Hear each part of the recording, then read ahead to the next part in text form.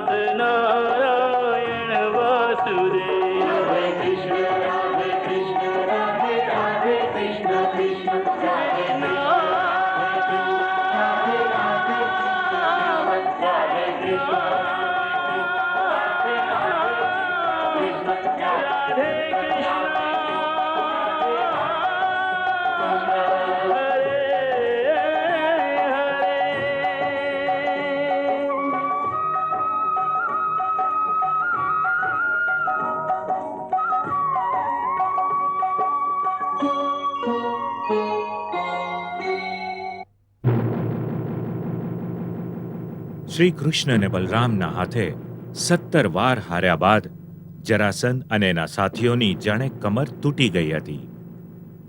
સૌ બહુ જ દુઃખી હતા, પરંતુ દરેકે દરેક યોદ્ધા હતા, પરમવીર હતા. એથી તેઓ એ સ્વીકારવા તૈયાર નહોતા કે આ એમની અંતિમ હાર છે.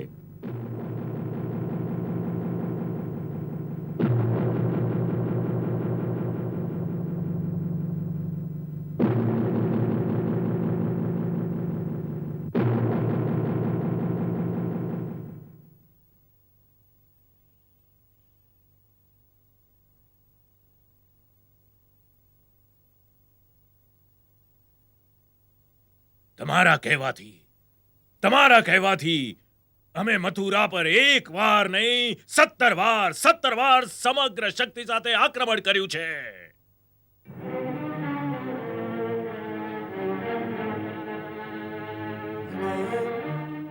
અને દરેક વાર અમારે જ હાર સહેવી પડી છે.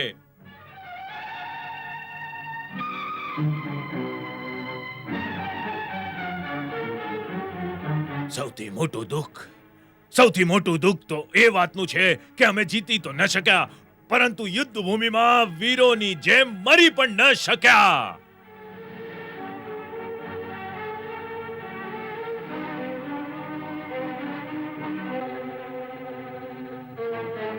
અમે આપની માનસિક અવસ્થા સમજી શકીએ છીએ સમ્રાટ. અમે સમજી શકીએ છીએ. જો આપના સ્થાને કોઈ અન્ય હોત તો બહુ પહેલા જ એનું મનોબળ તૂટી ગયું હોત.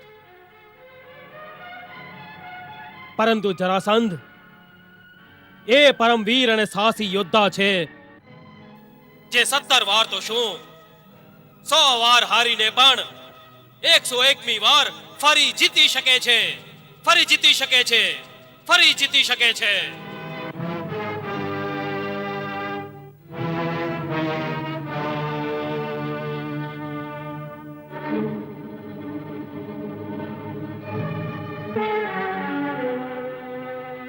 પરંતુ ભાઈ,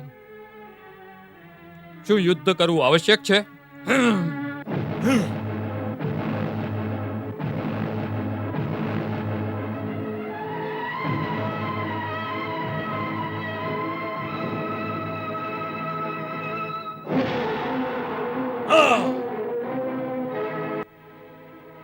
આપણે સૌ એ કેમ નથી વિચારતા કે અંતતઃ યુદ્ધમાં કોઈને કંઈ જ લાભ નથી થતો? જેટલું ભીષણ અને જેટલું મોટું યુદ્ધ થાય છે, એટલી જ મોટી ક્ષતિ બંને પક્ષોએ સહેવી જ પડે છે.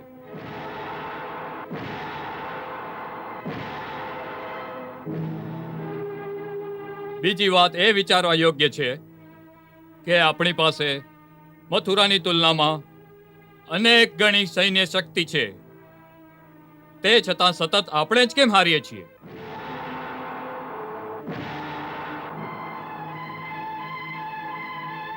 મથુરા પાસે એવી તે કઈ શક્તિ છે જે આપણને હરાવે છે?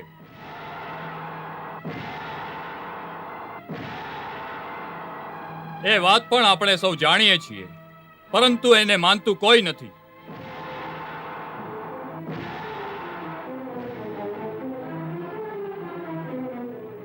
ક્ષમા કરજો, હું આપ સૌથી નાનો હોવા છતાંય આ પ્રશ્ન પૂછવાની ધૃષ્ટતા કરું છું કે આપણે સૌ મનોમન તો એવું માનીએ છીએ કે શ્રી કૃષ્ણ એવી અનંત અને અલૌકિક દિવ્ય શક્તિઓના સ્વામી છે, જે આપણી અક્ષોહિણી સેનાને એ રીતે કચડી દે છે જેમ કોઈ હાથી કીડીની હાર પર પગ મૂકી દે.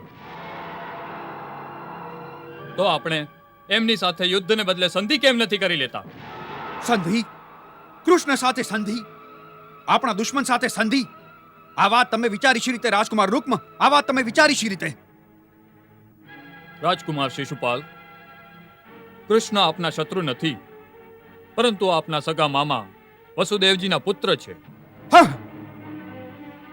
અને મને લાગે છે કે આ સંબંધનો લાભ લઈને આ કામ સ્વયં આપે જ કરી નાખવું જોઈએ કે બંને પક્ષોમાં સંધિ કરાવી આ વ્યથા અને રક્તપાતને રોકી દો. રાજકુમાર રૂક્મી, લાગે છે તમારા નાના ભાઈ રાજકુમાર રૂક્મ વીરોની સભામાં ક્યારેય નથી બેઠા. નથી બેઠા પહેલા ક્યારેય. અન્યથા વિદર્ભ સમ્રાટ મહારાજ ભીષ્મકના પુત્ર થઈને આવી કાયરતા ભરી વાતો ક્યારેય ન કરત. ન કરત ક્યારેય એવી કાયરતા ભરી વાતો.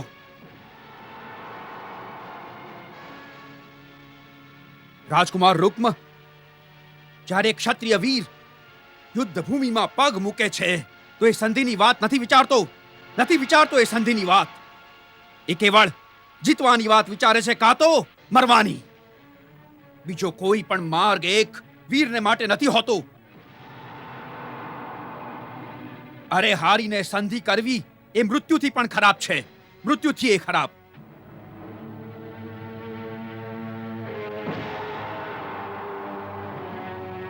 લડતા લડતા મરવામાં પણ ગર્વ છે મિત્ર, ગર્વ. પરંતુ સંધિ માટે કરગરવામાં અપમાન છે, કેવળ અપમાન, બીજું કંઈ નથી. એટલે જ ફરી કદી આવી કાયરતા ભરી વાત વીરોની સભામાં ક્યારે પણ ન કરતા. અન્યથા તમારા પિતાશ્રીને તમને પોતાનો પુત્ર કહેતા પણ લાજ આવશે મિત્ર, લાજ આવશે. ને રહી વાત કૃષ્ણને મારા સંબંધની, તો અસલી સંબંધ શરીરનો નથી હોતો. અસલી સંબંધ મનથી હોય છે, મનથી. અને મનથી સમ્રાટ જરાસંઘ અને મારો સંબંધ એક પિતા પુત્રનો છે. કેમ કે સમ્રાટ જરાસંઘ મનથી મને પોતાનો પુત્ર માને છે અને હું એમને મારા પિતા.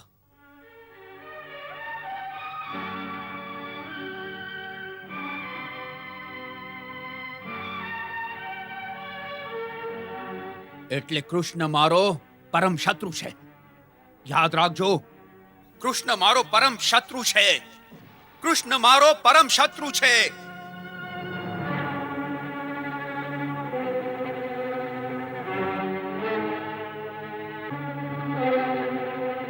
આ સમય કાળ આપણાથી વિપરીત છે.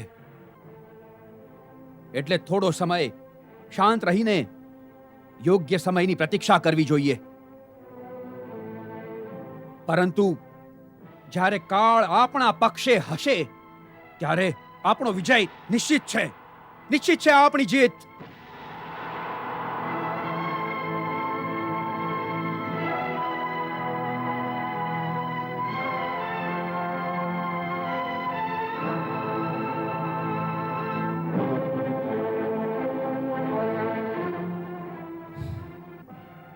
મોટા ભાઈ,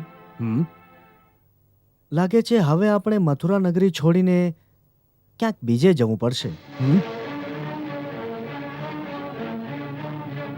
આપ શું કહી રહ્યા છો પ્રભુ? આપ મથુરા નગરી છોડીને જશો? હા અક્રૂરજી, પરંતુ કેમ? એટલા માટે કે જ્યાં સુધી અમે મથુરામાં રહીશું, મથુરા સંકટમાં રહેશે. પ્રભુ, હું કંઈ સમજ્યો નહીં. જુઓ, જરાસંધને કેવળ અમારી સાથે વેર છે, મથુરા સાથે નહીં. એટલે જ જ્યાં સુધી અમે અહીં રહીશું એ કોઈને કોઈ બાને આક્રમણ કરતા રહેશે. પરંતુ પ્રભુ, હવે એનામાં આક્રમણ કરવાની શક્તિ ક્યાં રહી છે? થોડા દિવસ પહેલા આપણા ગુપ્તચર જે મગધથી આવ્યા છે, એમનું કહેવું છે કે આટલી વાર આપની સામે હાર્યા બાદ હવે ન તો એનામાં યુદ્ધ કરવાની શક્તિ છે, ન તો સાહસ. એના સૌ સાથીઓ ઠંડા પડી ગયા છે પ્રભુ, ઠંડા પડી ગયા છે. પ્રભુ, મેં સાંભળ્યું છે કે એક મોટી સભામાં એમણે એ નિર્ણય લીધો છે કે હમણાં સમય અનુકૂળ નથી, એટલે સૌ સાથીઓ પોતપોતાના રાજ્યમાં પાછા ફરે અને સારો સમય આવવાની પ્રતીક્ષા કરે.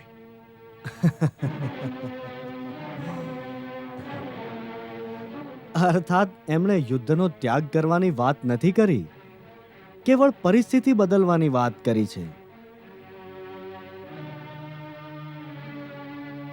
આનાથી એક વાત તો સ્પષ્ટ થઈ જાય છે કે મથુરાનું સંકટ કેવળ ટળી ગયું છે, હજુ સમાપ્ત નથી થયું. હું તારી સાથે સહેમત નથી કનૈયા. હું તો એવું માનું છું કે હવે જરાસંઘના સૌ સાથી વેરવિખેર થઈ ગયા છે, જેનાથી એમની શક્તિ જે સંગઠિત હતી એ વિખરાઈ ગઈ છે. આ પછી એ ફરી કદી આ તરફ આંખ ઊંચી કરીને જોવાની હિંમત નહીં કરે. હા, તો આપ જરાસંધને નથી ઓળખતા મોટા ભાઈ. એ એક એવું અદ્ભુત પ્રાણી છે કે જો આપ તલવારથી એના બે ભાગ કરી દો અને મળદું સમજીને એ બંને ટુકડા ફેંકી દો તો એ બંને ભાગ ફરીથી એકમેકને જોડાઈ જશે અને જરાસંધ ફરી જીવિત થઈને ઊભો થઈ જશે.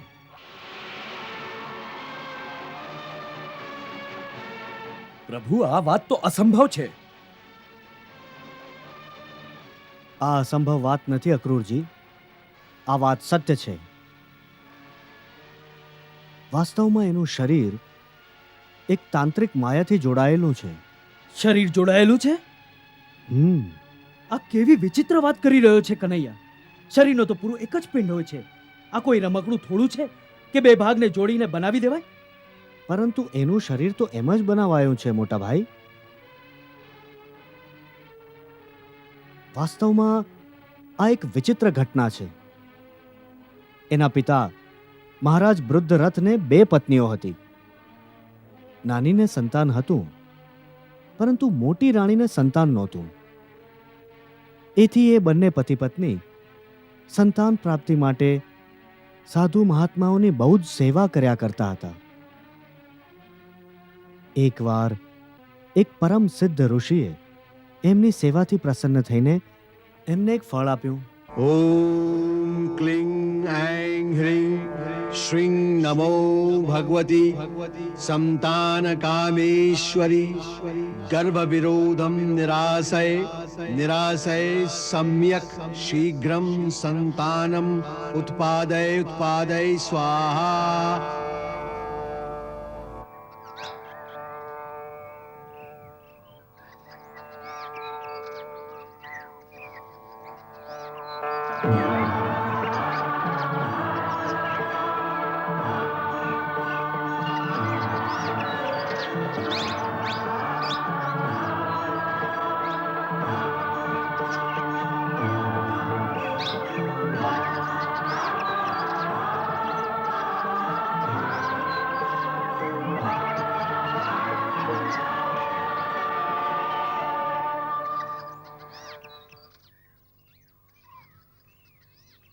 લો, આ ફળ ખાઈ લેજો.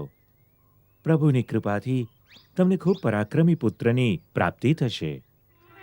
ભલે.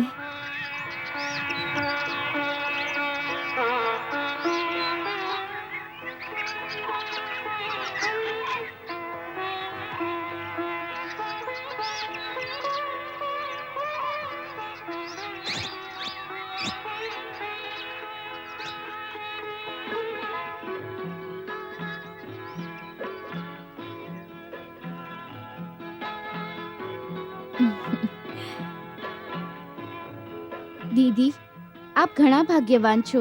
ભગવાન કરે જેવો મહર્ષિએ કહ્યો છે એવો જ પ્રતાપી પુત્ર આપને ત્યાં જન્મ લે.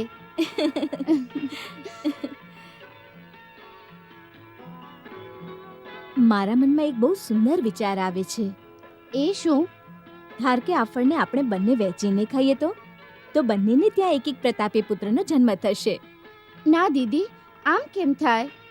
મહર્ષિએ તો આપને જ પુત્ર પ્રાપ્તિના આશીર્વાદ આપ્યા છે. પરંતુ એમના આશીર્વાદની શક્તિ તો આ ફળમાં જ છે ને.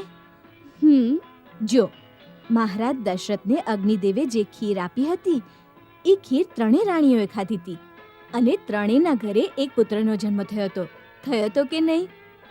હા. તો બસ આ ફળથી એવું જ થશે. આવ, આને આપણે અડધું અડધું કરી લઈએ.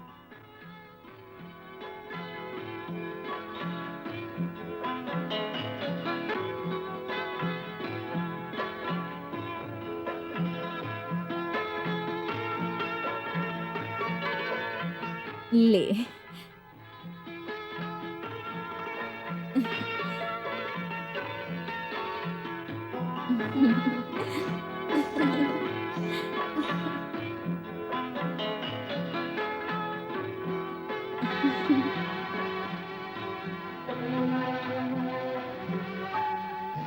એ અભિમંત્રિત ફળના પ્રભાવથી બંને રાણીઓ ગર્ભવતી થઈ ગઈ. પરંતુ 10મા મહિનામાં એક બહુ વિચિત્ર ઘટના બની. જ્યારે રાણીઓના ગર્ભમાંથી બાળક ઉત્પન્ન થયા તો એ બંનેના શરીર અડધા અડધા હતા. એવું લાગતું હતું જાણે કોઈએ તલવારથી એક બાળકને 2 ભાગમાં કાપી નાખ્યા હોય. જ્યારે આ બંને અડધા અડધા શરીર રાજાની સામે મુકાયા તો એ રાજા બહુ જ દુઃખી થયા.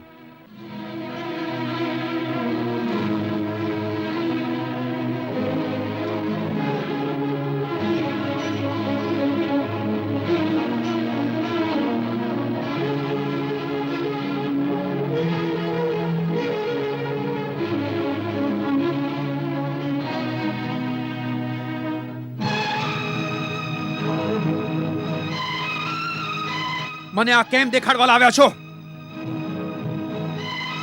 શું કરું હું આનું?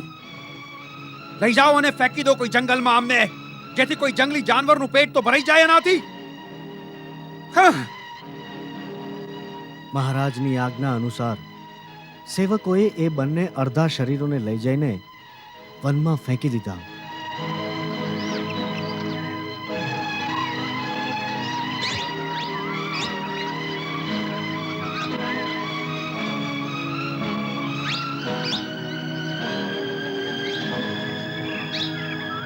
ચાલો.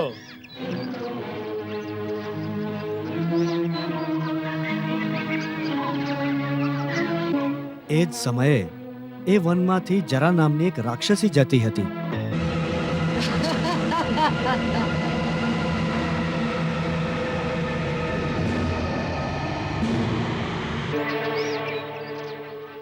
એની દ્રષ્ટિ પેલા બંને અર્ધ શરીરો પર પડી અને એણે એને ઉપાડ્યા.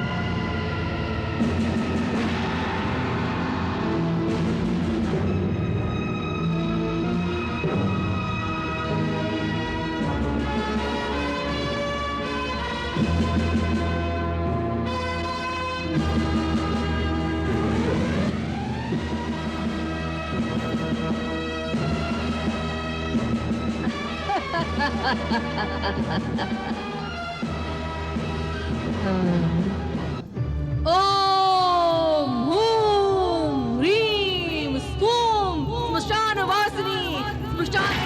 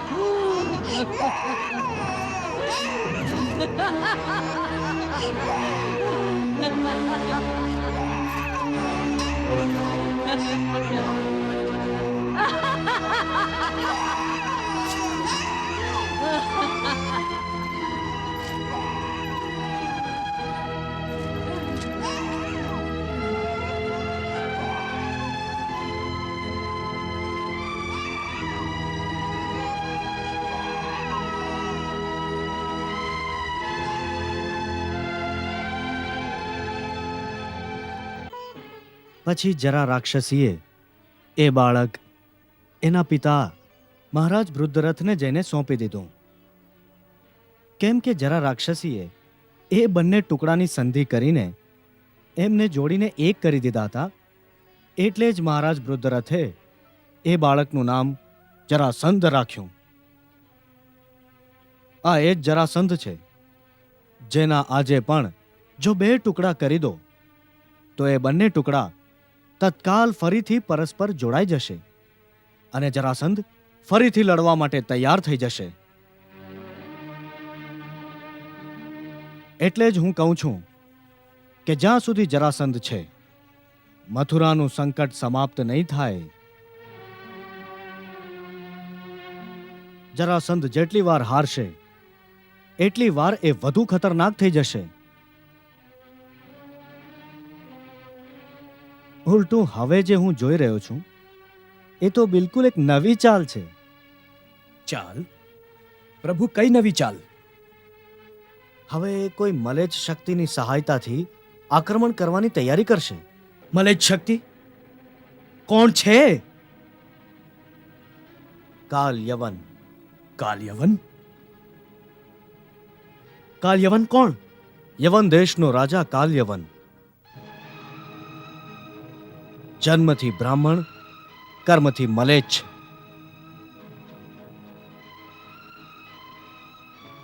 પ્રભુ, એની કથા ઘણી રોચક છે અને અદ્ભુત પણ છે. ફરી ક્યારેક કહીશ. આ સમયે જરાસંધ અને શલ્ય પણ એની જ વાતો કરી રહ્યા છે. શલ્ય એમને સમજાવી રહ્યા છે કે જો તેઓ કાલયવનને પોતાની સાથે લઈ લે તો એ અવશ્ય આપણા પર વિજય પામી શકે છે.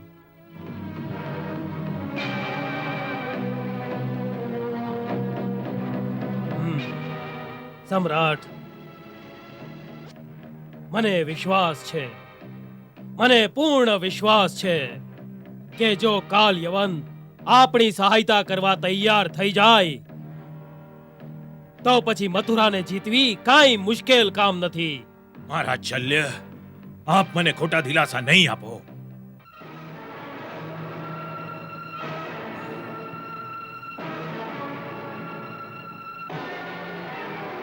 હું આપની વાત માનીને એક વાર નહીં 17 વાર પોતાની જાતને દગો દઈ ચૂક્યો છું.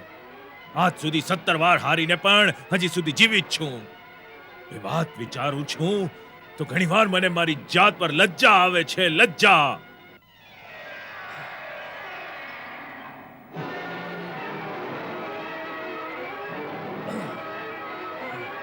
હું હવે એક વધુ પરાજયનો માર નહીં સહી શકું. મહારાજ શલ્ય, નહીં સહી શકું. કૃપા કરીને મને કોઈ એવો પરામર્શ ન દેતા જેનું પરિણામ એક વધુ પરાજય હોય.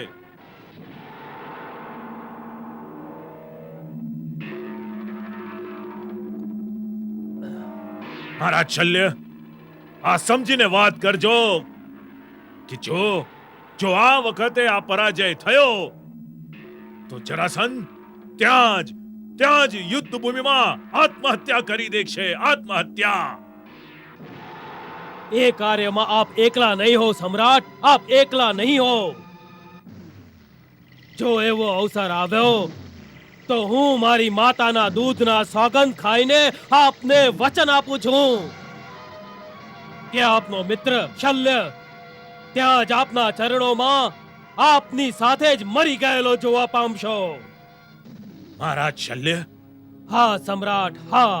આપ મારો વિશ્વાસ કરજો કે દરેક પરાજયના જેટલા ઊંડા ઘા આપના હૃદયને લાગતા રહ્યા છે એથી વધુ ઊંડા ઘા મારા હૃદયને પણ લાગ્યા છે. એવા જ ઊંડા ઘા મારા હૃદયમાં સળગી રહ્યા છે, જેવા આપના હૃદયમાં સળગી રહ્યા છે.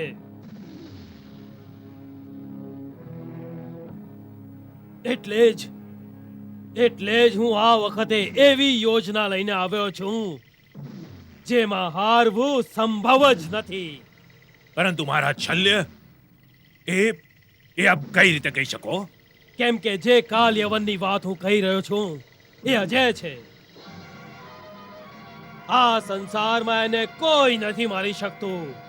કોઈ પણ અસ્ત્ર કે શસ્ત્ર દ્વારા એની હત્યા થઈ શકતી નથી. ત્યાં સુધી કે કૃષ્ણનું એ દિવ્ય સુદર્શન ચક્ર પણ એની સામે વ્યર્થ છે.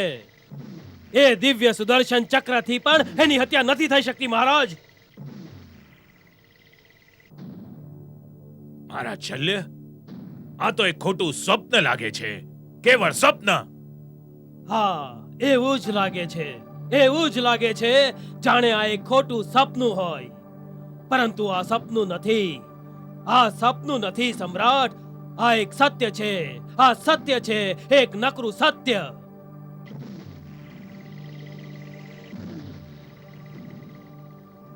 આની પણ ઘણી વિચિત્ર કથા છે સમ્રાટ, ઘણી વિચિત્ર કથા છે. આ કાલ યવન વાસ્તવમાં મલેચ્છ નથી, પરંતુ એક ઋષિનું સંતાન છે, જેને ઋષિએ મલેચ્છ દેશના યવન રાજાને દત્તક પુત્ર તરીકે આપી દીધું હતું. એટલે વાસ્તવમાં ઋષિ પુત્ર હોવા છતાં પણ એ યવન કહેવાય છે.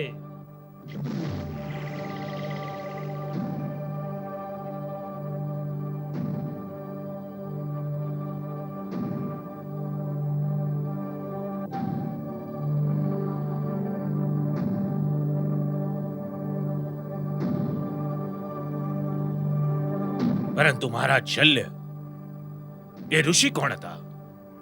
ઋષિ શૈશિરાયણ. શૈશિરાયણ? શૈશિરાયણ કોણ?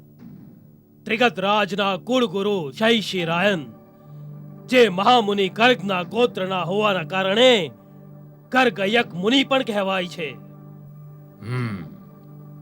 એક સમયની વાત છે કે મહામુનિ શૈશિરાયણ કોઈ સિદ્ધિની પ્રાપ્તિને માટે એક યૌગિક અનુષ્ઠાન કરી રહ્યા હતા, જેને માટે 12 વર્ષ સુધી બ્રહ્મચર્ય વ્રતનું પાલન કરવું આવશ્યક હતું. એ જ દિવસોમાં વાતમાં એમના શાળાએ રમૂજમાં જ એમને નપુંસક હોવાનો ટોણો માર્યો. નપુંસક.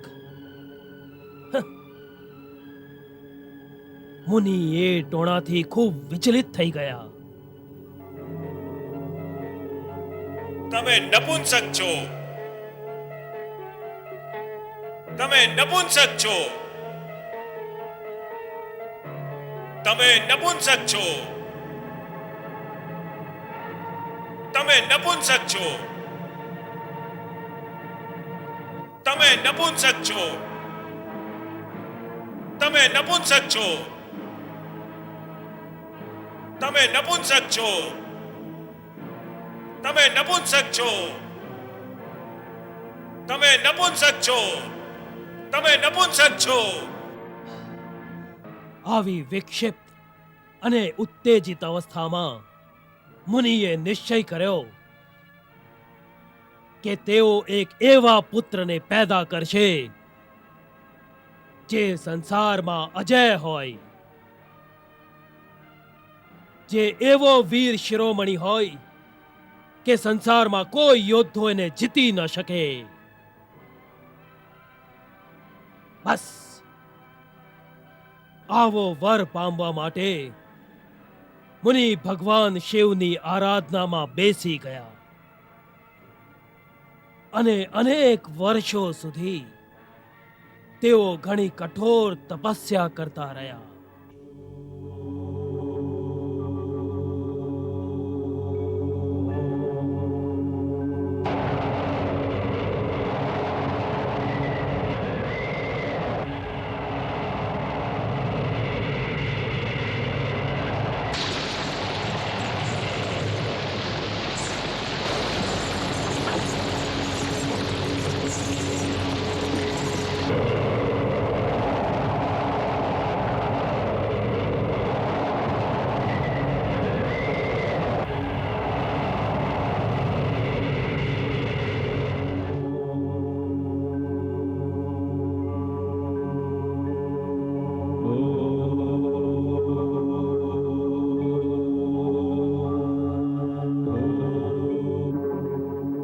અંતતઃ એમની ઘોર તપસ્યાથી પ્રસન્ન થઈને ભગવાન શિવ સ્વયં જ એમની સામે પ્રકટ થઈ ગયા.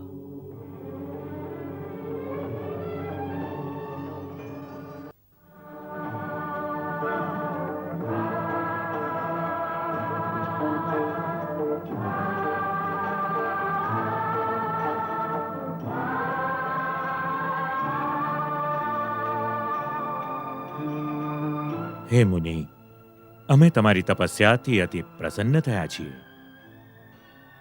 માગો, જે મનમાં આવે વરદાન માંગી લો, અમે પ્રદાન કરીશું. ભગવાન, આપ તો અંતર્યામી છો. મારા હૃદયની પીડા અને મારા હૃદયની આકાંક્ષા આપ સારી રીતે જાણો છો. પેલી ક્ષત્રિય સભામાં મારી પર જે આક્ષેપ કરાયો છે, હું એનો પ્રતિકાર કરવા માંગુ છું. માટે હે ભોળાનાથ, મને એક એવો મહાપરાક્રમી પુત્ર પ્રદાન કરો જે અજેય હોય, જેને સંસારમાં કોઈ યોદ્ધો હરાવી ન શકે, સર્વ અસ્ત્ર શસ્ત્ર જેની સામે નિસ્તેજ થઈ જાય. બ્રાહ્મણ પુત્ર હોવા છતાંય જે એવો વીર્યવાન હોય અને એવો શૂરવીર કે કોઈ ક્ષત્રિય વંશી એનો સામનો ન કરી શકે. આ જ મારી પ્રાર્થના છે. આ જ મારી પ્રાર્થના છે. વત્સ, અમે તમને મનમાંગ્યું વરદાન આપીએ છીએ કે તમારા વીર્યથી એવા પુત્રની ઉત્પત્તિ થશે જે સંસારમાં અજય હશે. સંસારનો કોઈ પણ યોદ્ધો કોઈ પણ અસ્ત્ર કે શસ્ત્રથી એની હત્યા નહીં કરી શકે. સૂર્યવંશી હોય કે ચંદ્રવંશી, કોઈ પણ ક્ષત્રિય વીર એને યુદ્ધમાં હરાવી નહીં શકે. આ વરદાન માગવા પાછળ તમારા હૃદયમાં ભોગવિલાસની એક ઈચ્છા છુપાયેલી છે. એટલે એનો પૂર્ણ આનંદ પામવા માટે અમારા વરદાનથી તમને રાજસી વૈભવ પ્રાપ્ત થશે. તમારો ઠાઠમાઠ એક રાજા જેવો થઈ જશે. તથાસ્તુ.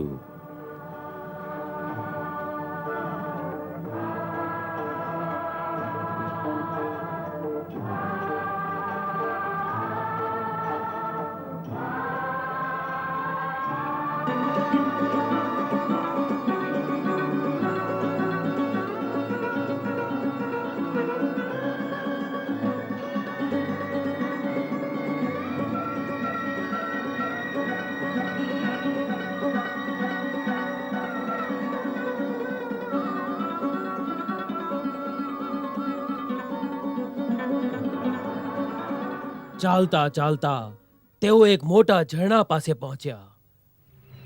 દેવવશ એ જ સમયે રંભા નામની એક અપ્સરા એ ઝરણામાં સ્નાન કરી રહી હતી.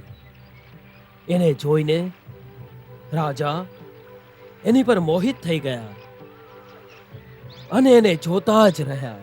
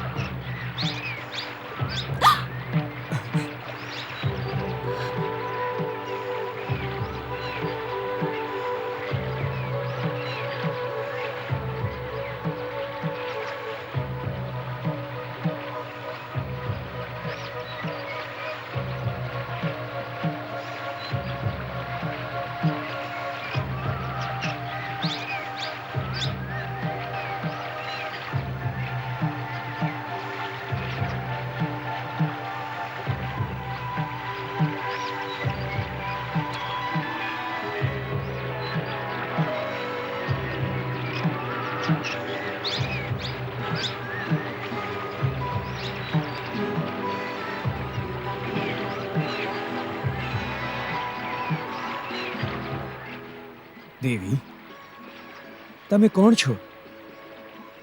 આવી સુંદર સ્ત્રી મેં આજ સુધી આ ધરતી પર નથી જોઈ. હું આ ધરતીની નથી. મારું નામ રંભા છે. હું એક અપ્સરા છું. આકાશ માર્ગથી જતા જતા આ સુરમ્ય અને સુંદર સ્થાનને જોઈને જલક્રીડા કરવાનો લોભ થયો. એથી ઝરણામાં નાહવા માટે ચાલી આવી. હા, મારું જ સૌભાગ્ય છે કે તમારા મનમાં આ ધરતી પર ઉતરવાની ઈચ્છા થઈ, જેથી મને આવા અનુપમ સૌંદર્યના દર્શન થાય.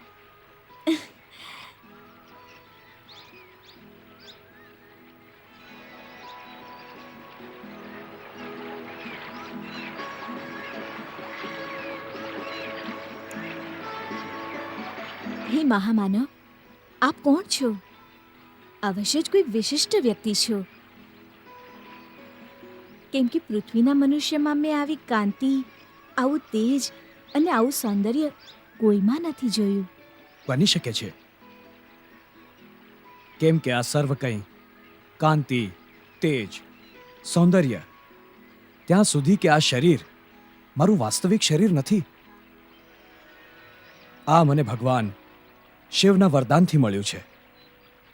ભગવાન શિવના વરદાનથી? હમ અવશ્ય એવું જ હશે. એથી જ તો આપના મુખથી દ્રષ્ટિ હટાવવાનું મન નથી થતું. એવું લાગે છે કે ભગવાન શિવે આ વરદાન આપને નહીં, મને દીધું છે, કે આપને અહીં મોકલી દીધા, જેથી હું આપની સેવા કરવાનું પુણ્ય પ્રાપ્ત કરી શકું.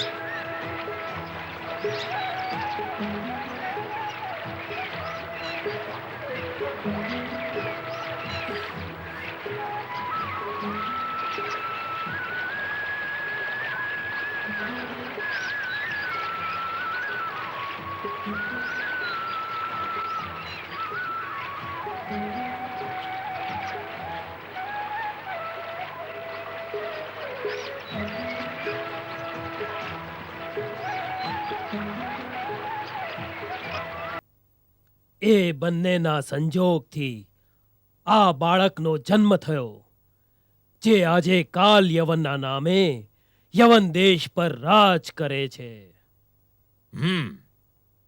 પરંતુ એ બાળક યવનદેશ કઈ રીતે પહોંચી ગયું?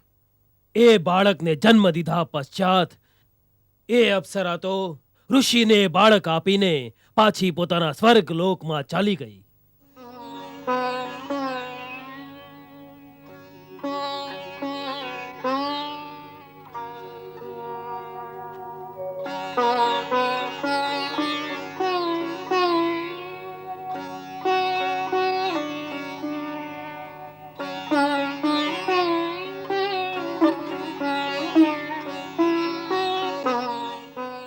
નાથ, હવે મને આજ્ઞા દો. ક્યાં જઈ રહી છો? હવે મારે મારા લોકમાં પાછા જવું પડશે. કેમ? હું આ ધરતીનો જીવ નથી. હું અહીં સદા નથી રહી શકતી. આ મારી વિવશતા છે.